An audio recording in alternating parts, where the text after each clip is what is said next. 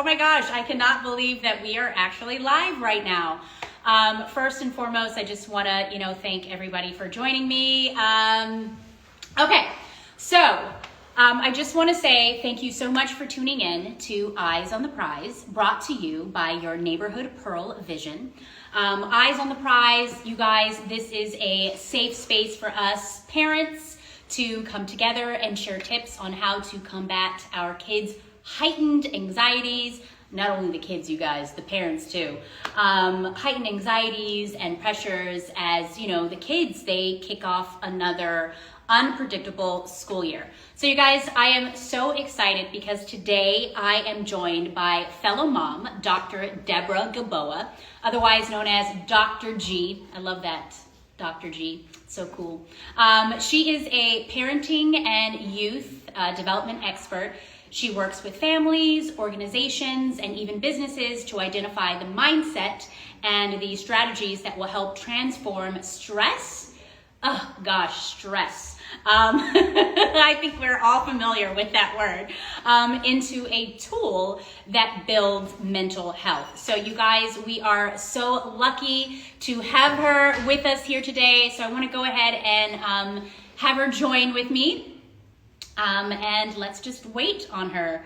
But again, you guys, thank you so much for joining me today. I had mentioned in, my stories that today we're just going to open up a Q&A and just, have a conversation about, mental health. So, physical health, and why is that important for, us parents and also our children. I think Deborah, she's on now, right? Deborah, hello? Oh wait, I see something. Let's see, is she on? She just kind of went away. But I'm so excited to see all of these people in the chat right now, to have this conversation. We all know that, you guys, the past 18 months during quarantine, it has been insane. Okay, Deborah, are you here? I am. I'm so sorry. I was here and then the internet decided I should leave. I apologize. The internet has a mind of its own. So I hear you. And then is she on the, okay, awesome. So let's get this going. There you are. Hi. Hi. So great to see you. Oh my gosh, it's nice to see you. I love your top. That is so pretty. I appreciate that. But I just want to say thank you so much for taking your time and just lending your wisdom and your knowledge. I've heard so many great things about you, so I can't wait to dive into this conversation. Yeah, thank you so much for having me, and for everyone who's with us. I really appreciate it. This is super important stuff. It really, really is. So I can't wait to dive into what we're going to talk about. But before we start our conversation, I will, tell everyone who's here that later in the show, Dr. G and myself, we will be answering and discussing questions and concerns you may have. So just go ahead and leave them in the comments below. But before you got on, I was basically talking about how, these past 18 months, they have really been hard. You know what I mean? It's definitely been a challenge. Of course, dealing with the kids being at home and social distancing or social distance learning, for the first time, and then parents had to step into the role of being teachers. And then if you were working at the same time, it was, trying to balance, all of that. I will say that there were like pros and cons to it. Some of the pros that I want to ask you some questions too, but the thing that I've noticed that I took with me, or what I learned from all of this, was how resilient and how adapting kids are.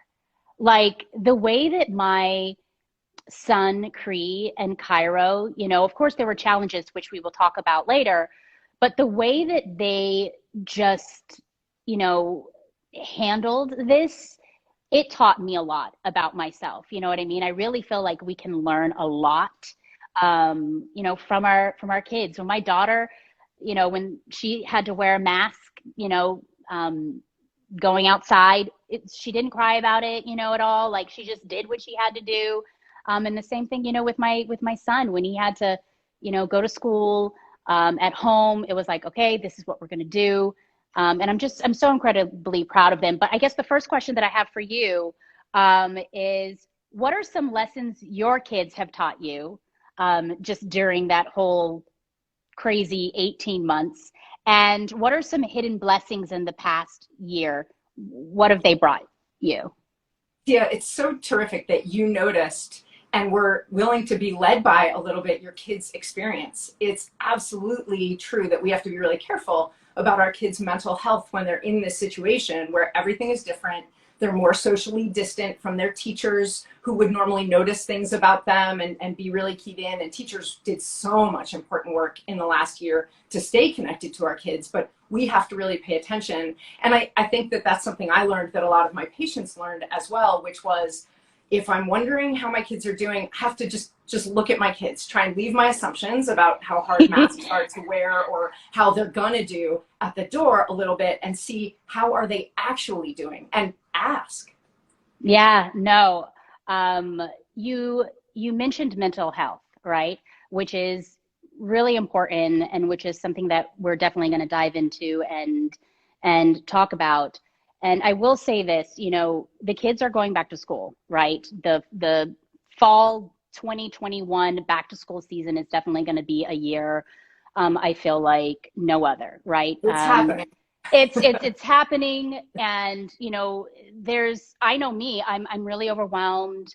um I have a lot of anxiety. My son, he was even like, mommy, I'm scared.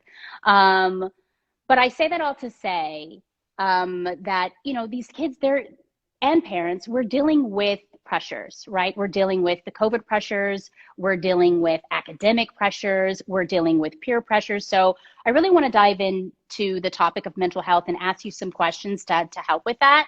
And maybe there are parents that are listening and watching right now that, have these same questions and thoughts. So I have several questions for you. One is, there's so much noise around back to school right now, right? And Yeah. yes, there's the academic pressures, along with the other pressures that I mentioned. How can we help our kids navigate all of these additional pressures, like I had mentioned, COVID, peer pressure, and still focus on school and focus on their studies?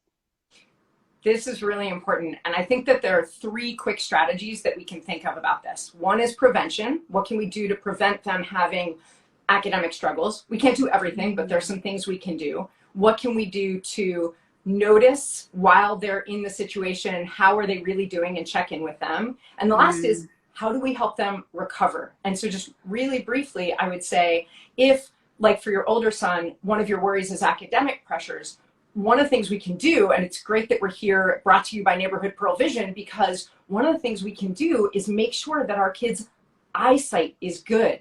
Yes. So in schools, often kids get eye screening, and screening is really different than a full comprehensive exam like you would get at Pearl Vision. But even that screening didn't happen last year. So it's important for us to remember that 80% of what our kids learn is through their eyes. And if we're worried, getting their eyes checked is a great prevention measure. It's interesting that you say that because, the kids, they are definitely spending more time on their iPads, and, they have more screen time. And it was really, really important for me to make sure that my son's eye care was, in the forefront. And I'm so happy that we actually did, in fact, doing that, because we found out that he needed glasses. And I have seen a huge benefit with his reading. He's like enjoying reading more, and just with, his schoolwork. So that's really, really important information. Like you said, that 80% of children, they learn through, their eyesight, and we all want our children to reach their potential, you know what I mean, when it comes to their development. One other question about mental health and just stress that I felt was really important to ask is, what should I say to children like my son when he says, mommy, I'm scared, about, going back to school. So what should I say to children when they talk to me about being anxious or stressed or scared? The very first thing that you can always say, even if you have no idea what else to say, is thank you. Expressing gratitude that he shared his Mm, feelings with you. Just thanks for telling me. I'm really glad that you felt like you could tell me that. You totally can. When we accept our kids' feelings, we can't accept all their behaviors, right? We have to separate out their feelings from their behaviors, but we can accept any feeling that they have.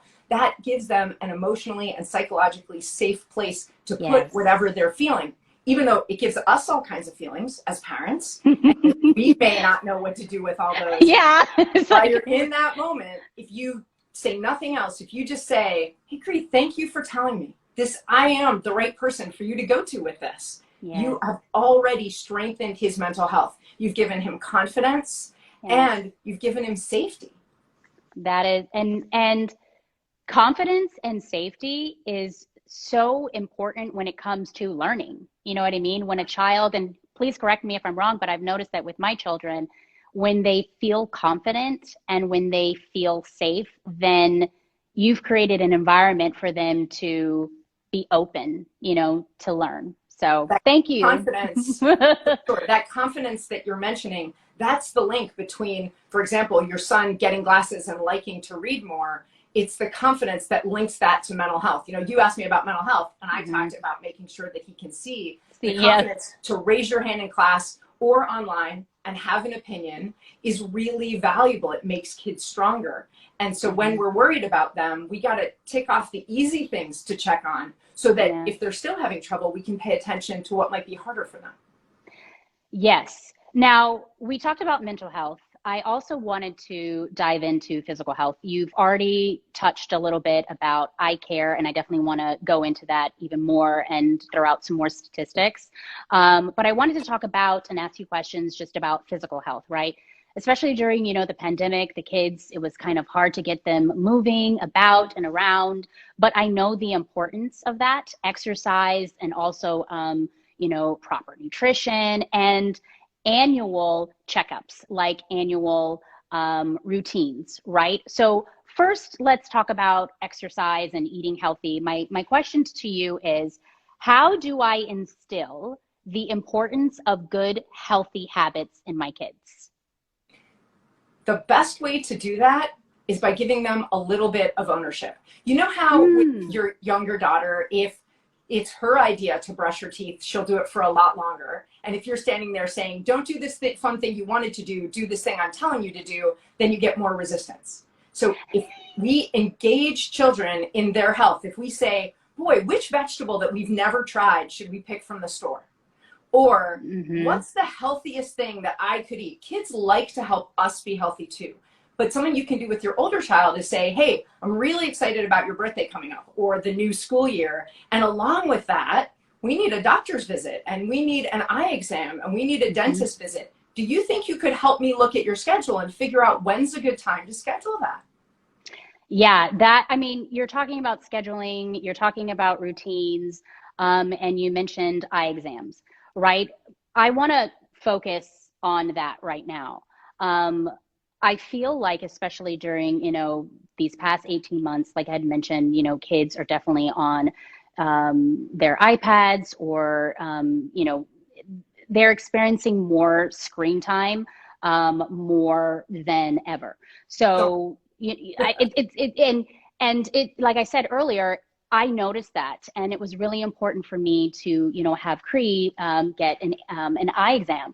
But before we even get into that, I wanted to kind of go over some crazy statistics that I, realized and I noticed that, will basically show how important it is for children to, get their annual eye exams, and not only children, but, parents. 25% of school-aged children, and the percentage actually goes higher to 40% of Hispanic children have undiagnosed vision issues, which is crazy when you talk about that percentage, that 80% of children learn through their eyes. And also, it's important to note that, a an exam, an eye exam at school or an eye exam at a pediatrician, that's not necessarily like a thorough eye examination.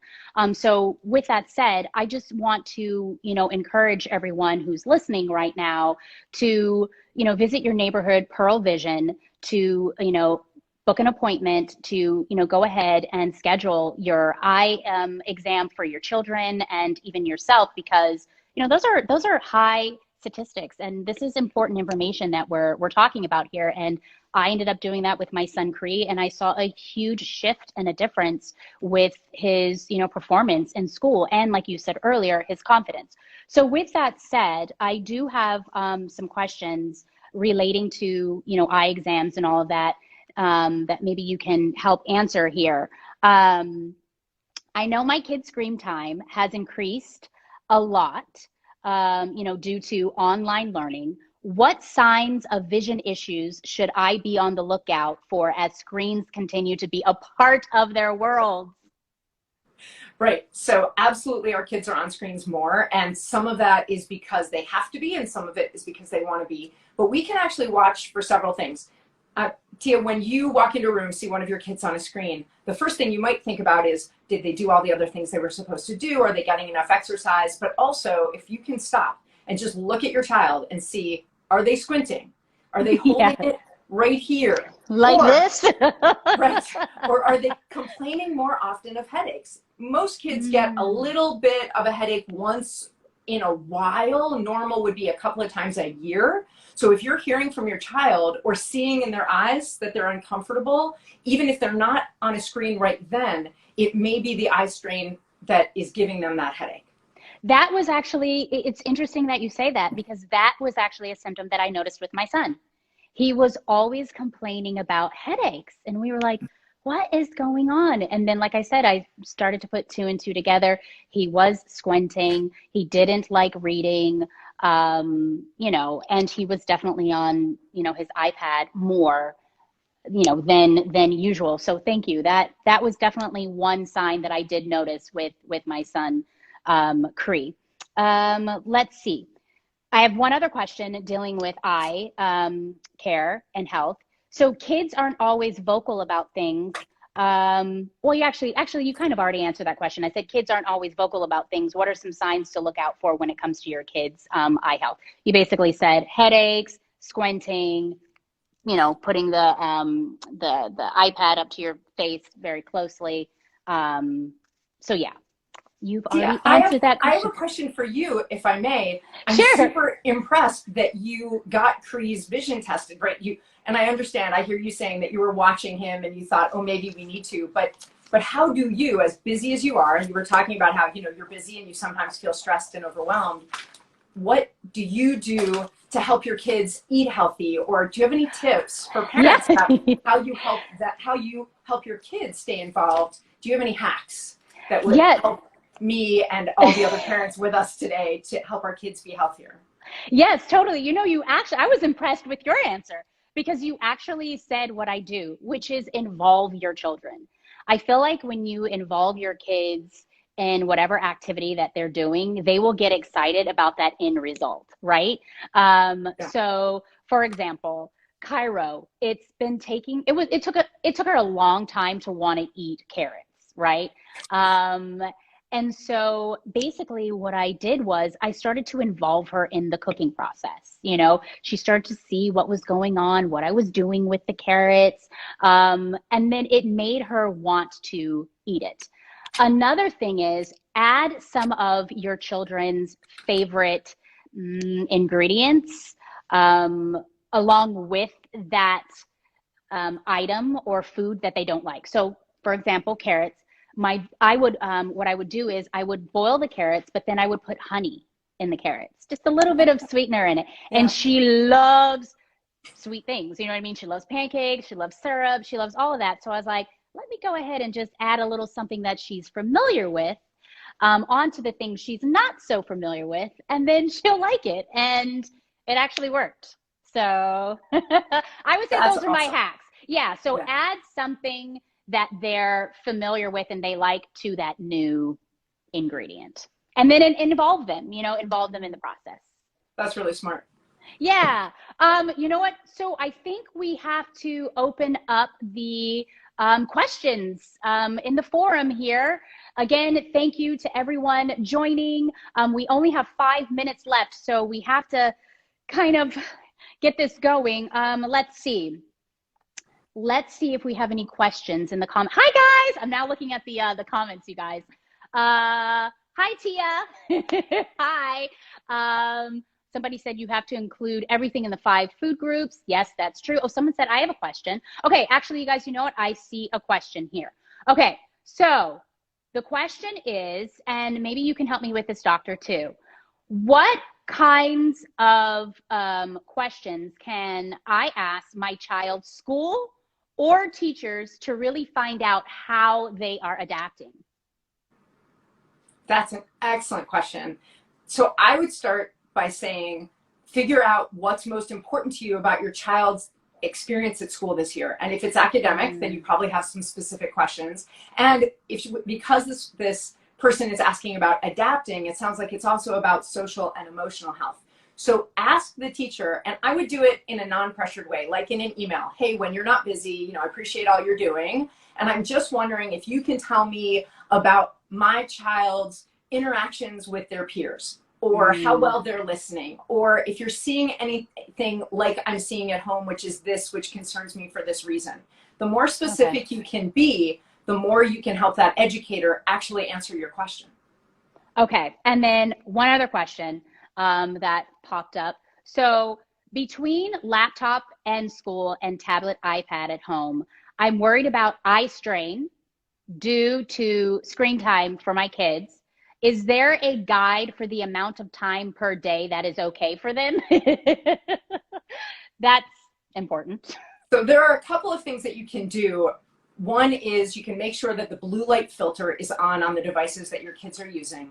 Another is that you can park your kids' devices in your room. I say keep a power strip in your bedroom because their devices should charge with you all night. So from whenever before bedtime, ideally an hour or two, if you can do it, to whatever time the next day you say they can have it, that device is with you. But another thing is, because you can't just look at your child and know if they're having eye strain, and a different amount of time will impact different kids in the same way. So if you can get your child a full exam, not just that in school where they read the letters on the wall, but a full eye exam, then you'll be able to either know if you're one of that 25% of kids with an undiagnosed vision problem is there in front of you, or you'll know, okay, whatever it is, we're doing okay. We can check again next year. I love the idea that you said to keep the iPads with you in your room charging. My daughter is 3, okay? And just yesterday, when I put her down for bed, she goes, Mommy, iPad here, iPad here, iPad here. She wanted the iPad in her room where she can reach the iPad. And I was like, no, Cairo, the iPad has to go CC too. The iPad has to go CC just like, mommy. Wait, I think there's one other question. Is there a right age, I guess, to get a phone or an iPad or tablet? Okay, I'm the meanest parent in the universe. Okay. I mean, really the meanest. So there's 2 different questions. A phone is putting the entire internet in your pocket and being able to carry it around and use it anywhere you are in the world. And so for parents, it gets a lot harder to supervise that and keep kids safe. So I would rather kids waited till they were 13 to get a smartphone. And there's a lot of educational and health research that backs up that number. I'm not pulling it out.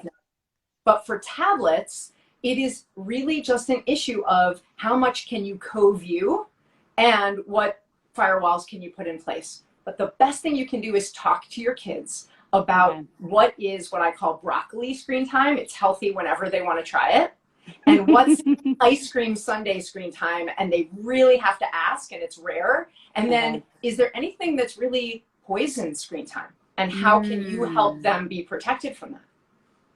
Oh, I like that. That's awesome. Is there a way that you can make like a meme of that so you can have all of those points? That's a great idea. I really do think about it like I think about nutrition, and I counsel my patients to do that too, because it's gone past the point of saying, well, you're limited to X number of minutes a day. it's just like eating, and we wouldn't let our kids sit down and eat 24/7. But if they want to eat, we feel better if they're eating vegetables. Yes. Okay. Well, I think that's all that we have for today. I just want to say thank you to my friends at Pearl Vision for getting us together. It feels good to know that we are not alone in trying to navigate this new normal. And I hope there are, you know, a few things, perhaps even just one thing that you guys have taken from today's chat that you find useful. One easy thing we can do is to ensure, you had mentioned this before, Doctor, that our children are seeing clearly this school year. So schedule your family's eye exams at pearlvision.com. That's pearlevision.com. I want to say thank you so much to you, Dr. G. You are amazing for joining me. And thank you all for watching and just sending over your amazing questions. Thank you so much for having me, Tia. I really appreciate it. Oh my gosh. You guys, I did want to mention, if you've joined late, you can find the full discussion on my channel or Dr. G's or Pearl Visions. This is Eyes on the Prize, brought to you by your neighborhood Pearl Vision. And remember, you guys, you are not alone in this at all. Ask questions. And thank you, thank you, thank you. Thank you guys so much. I really appreciate it. Mwah. Thank you, Dr. G. Thank you, Thanks, Pearl everybody. Vision. I so Bye. appreciate it. Bye.